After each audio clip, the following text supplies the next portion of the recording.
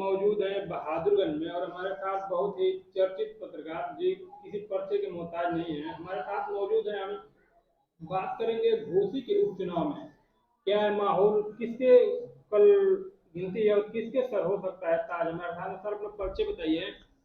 अब मेरा नाम विमलेश तिवारी है। वैसे तो मैं पत्रकार 24 न्यूज HD वायदा सच का एक चैनल है, उसी चैनल पे मैं काम करता हूँ और उसकी एंकरिंग जो होती है मैं करता हूँ।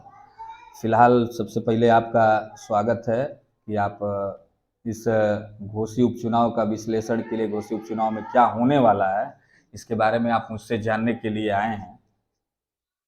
घोसी में कल गिनती है और किसके सर ताज होगा, क्या इसके बारे में आप पूरा बताएंगे विस्तार से। देखिए, घोसी की जनता ने माइंडेड दे दिया है, इसमें कोई शक नहीं है। और अब एक तरह से कहा जाए तो जो वोट का पिटारा है ना, वो अब ईवीएम मशीनों में किस्मत कैद हो गई है। वैसे तो कुल 10 प्रत्याशी थे, लेकिन 2 प्रत्याशियों के बीच ही आमना सामने मुकाबला था, सुधाकर सिंह और दारा सिंह चौहान के बीच। और 4 लाख कुछ वोटर हैं घोसी में, 50% की पोलिंग हुई है।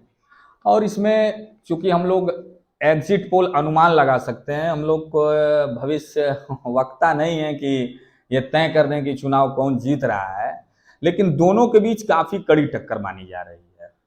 और अगर इस चुनाव की शुरुआत के प्रचार को देखा जाए तो धार बड़ी कुंद थी दोनों दलों की, लेकिन जैसे जैसे भारतीय जनता पार्टी के कैबिनेट मंत्रियों का जमावड़ा लगना यहां शुरू हुआ और चुनाव ने रंग पकड़ना शुरू कर दिया।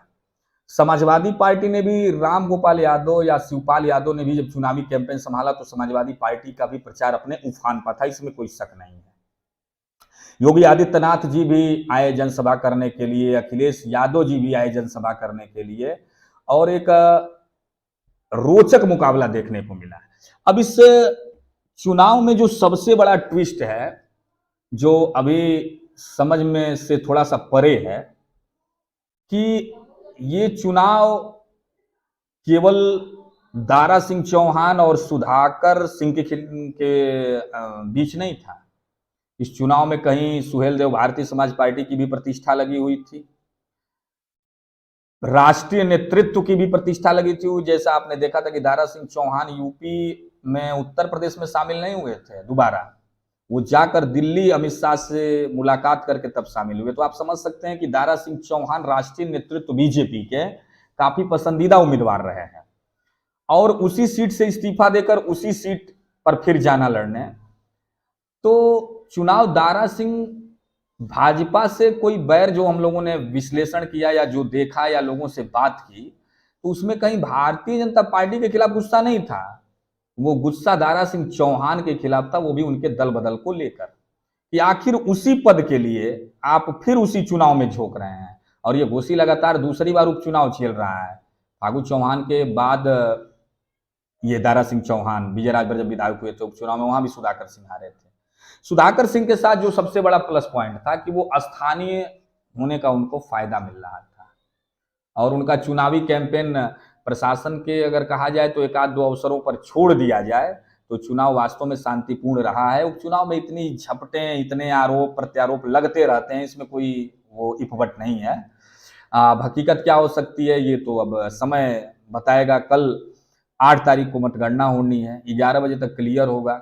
लेकिन मतगणना से पहले जो मतदाताओं का रुझान देखा गया, उस पर अगर हम थोड़ा सा जातिगत अगर नजर डाली जाए तो ओम प्रकाश राजभर ने बहुत 1,08,000 वोटों की बात की थी, और उस 1,08,000 में वो कम करने की बात कर रहे थे। तो थोड़ा उसको बिंदुवार समझना होगा। 1,08,000 वोट जो दारा सिंह चौहान जी को मिले थे 2022 में, उस चुनाव में 1,08,000 में मुसलमान भी था, यादव भी था, सुहेल देव से चूंकि समाजवादी का गठबंधन था तो राजभर भी था, और चूंकि चौहान प्रत्याशी से दारा सिंह चौहान, तो चौहान तो था ही।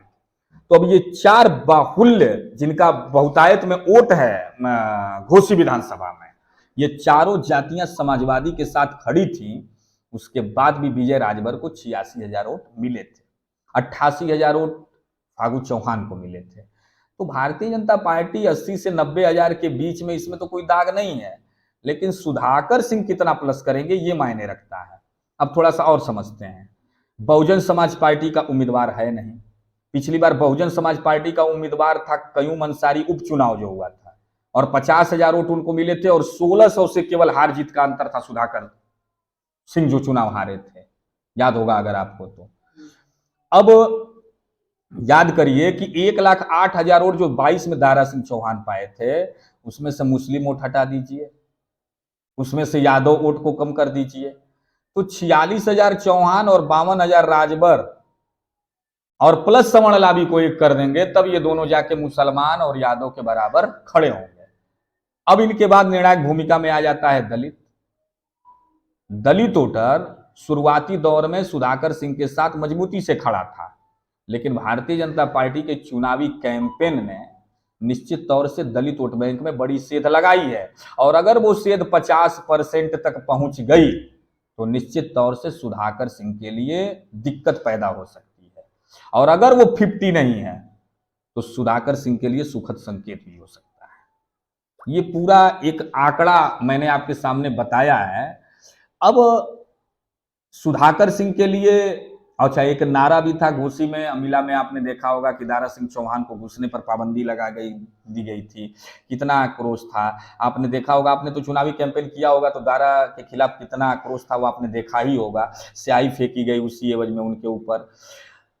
दारा के खिलाफ एक नारा भी था, और ये पार्टी के अंदर या मतदाताओं के अंदर भी था कि मोदी योगी से बैर नहीं और दारा तेरी खैर नहीं, ये नारा भी। और घोसी का लाल सुधाकर सिंह भी हम लोग देखे थे, अमिला में भी लगा था कि जी, जो आप अभी बोले हैं जी ये जी, अमिला में लगा था, कई जगह लगा था, जिसको प्रशासन ने फिर बाद में उसको हटवा दिया। हाँ तो सही है कि कहीं ना कहीं जब उसी पार्टी पर उसी पद पर आपको रहना था तो इस्तीफा दे के, वहाँ के लोग करके जब इसी पर रहना था तो इस्तीफा दे के फिर उसी पर रहना, ये अच्छी बात नहीं थी। इसीलिए कुछ लोग उनसे नाराज थे। कुछ लोगों की बहुत नाराजगी थी, और बहुत नाराजगी के बाद भी, जैसे चुनाव को मैंने बताया ना कि प्रचार इतनी मजबूती से बीजेपी के संगठन ने धार दिया है कि उस वजह से दारा पूरी तरह से लड़ाई में आ गए। अन्यथा शुरुआती दौर में सुधाकर सिंह काफी आगे थे, स्थानीय बनाम बाहरी को लेकर, दल बदल को लेकर काफी घिरे हुए थे दारा सिंह चौहान, लेकिन भारतीय जनता पार्टी के चुनावी कैंपेन ने बड़ी मजबूती दिया, तब दारा। लेकिन उसके बाद भी मैं बार बार कह रहा हूं कि दलित वोट बैंक अगर 50 पहुंचा बीजेपी के साथ, कहीं ना कहीं तो शायद दारा खतरे खतरे की घंटी निश्चित तौर से सुधाकर सिंह के लिए है। और आगे अगर आपका कोई सवाल हो तो बताएं। ओम प्रकाश राज और ओम प्रकाश राज और अखिलेश यादव को लेकर तमाम तरह के बोली, ये क्या देखिए ये राष्ट्रीय अपने पार्टी का राष्ट्रीय पार्टी होने से, जैसे राष्ट्रीय आप उसके वो है सचिव है, तो ये बोलना क्या ठीक है या नहीं, देखिए लोकतंत्र में मैंने इस तरह के घटिया बयान नहीं होने चाहिए। जैसे मैंने एक बयान ओम प्रकाश राजभर जी का तो नहीं सुना, लेकिन उनका क्या कहा जाता है, उनके सुपुत्र का सुना, अरविंद राजभर का। जैसे अखिलेश यादव उम्र में आपसे बहुत बड़े हैं, और आप जब आप, हमको लग रहा है कि राजनीति का ककहरा नहीं सीखे होंगे, तब से अखिलेश यादव राजनीति कर रहे हैं, और आप उनको कन्वर्टेड यादव कह रहे हैं। मतलब राजनीति में इससे बड़ा असभ्य भाषा क्या हो सकती है? आप क्या, मतलब राजनीति में आप हिस्सेदारी की बात करते हैं, लोकतंत्र की बात करते हैं। ओम प्रकाश राजभर जी की मैं बात कर रहा हूं, उनको अपनी सहयोगी पार्टी बीजेपी से सीखना चाहिए कि संस्कृति और सभ्यता किसको कहा जाता है। आप इस तरह किसी के ऊपर मतलब कटाक्ष कर रहे हो, कन्वर्टेड यादव, मतलब इसका क्या मतलब है? आप कहीं ना कहीं इस तरह की भाषा लोकतंत्र में उचित नहीं है आप। और मैं जहां तक समझता हूं कि अब एक उनका मैंने बयान देखा तो ओम प्रकाश जी का, पत्रकारों ने पूछा कि दारा सिंह चौहान ने ऐसा क्या किया है कि उनको जनता वोट दे, तो उनका सीधा ये बयान था कि दारा कुछ ना कहने मतलब वो जीती हैं, और बताओ आगे। पत्रकारों पर आरोप उनका था कि 500 रुपया लेके चले आते हो यो। अरे भैया, राजनीति में आप अपने को देखिए, पत्रकारों के ऊपर कहाँ आरोप लगा रहे हैं? आप अपने को देखिए कि कब ठिकाना बदलेंगे, इसकी कोई गारंटी तो है नहीं। आप पत्रकारों के ऊपर क्या आरोप लगा रहे हैं?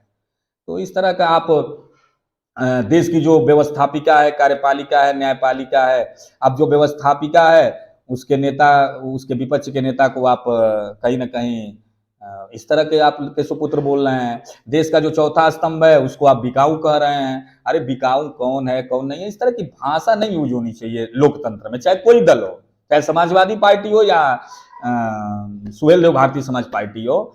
लेकिन यहाँ चूंकि मामला चुनाव का है, घोषी चुनाव का है, और ये दारा सिंह, हाँ एक चीज और है, छवि जो सुधाकर सिंह की है वो पब्लिक के बीच आक्रामक छवि कही जाती है। और दारा सिंह चौहान के बारे में जैसे ये कहा जाता है कि वो अगर किसी का कुछ बनाएंगे नहीं तो किसी का बिगाड़ेंगे भी नहीं, ये दारा सिंह चौहान के बारे में भी कहा जाता है। तो जो वोटर भाजपा का शुरू में बिखरा हुआ था ना, वो अंत में कहीं ना कहीं उसको लामबंदी करने में भाजपा ने सफलता पाई है। लेकिन कुल मिलाजुलाकर ये चुनाव 10 से 15 हजार के बीच जो भी जीतेगा, 10 से 15 ये नहीं हजार। कहा जा सकता है कि सर किसके नहीं, वो शुरू में मैं बता रहा था ना कि एक तरफा एक दल बदल को लेकर दारा से बड़ी नाराजगी थी सुधाकर, लेकिन बीजेपी के संगठन ने जो चुनावी कैंपेन किया ना, उसने अपने वोटरों को लामबंद कर लिया।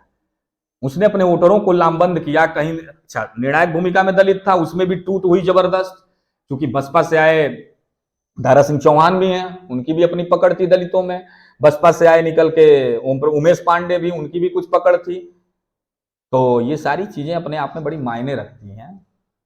हमसे बात करने के लिए बहुत बहुत बहुत धन्यवाद।